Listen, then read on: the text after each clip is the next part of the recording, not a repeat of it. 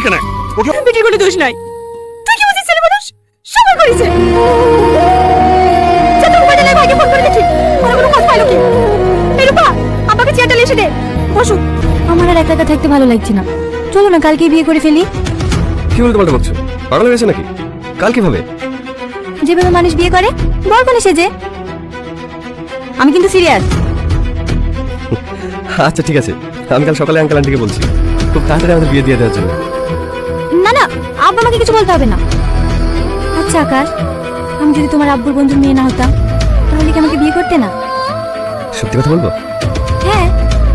প্রথমে হলে হয়তো বলতাম না, কিন্তু এখন তোমাকে এতটা ভালোবেসে ফেলেছি যেখান থেকে আর ফিরে আসা যাবে না।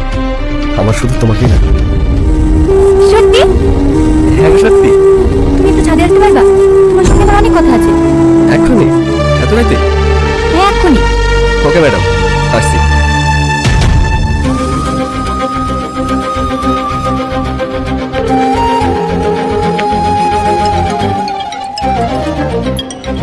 কে ফোন করছে? তোমার নাম্বার থেকেই তো। বাড়িতে ফোন রেখে এসছো? হ্যাঁ দাও, আমাকে দাও। হ্যালো আকাশ, কোথায় আছো তুমি? এই তো বাসে। সাথে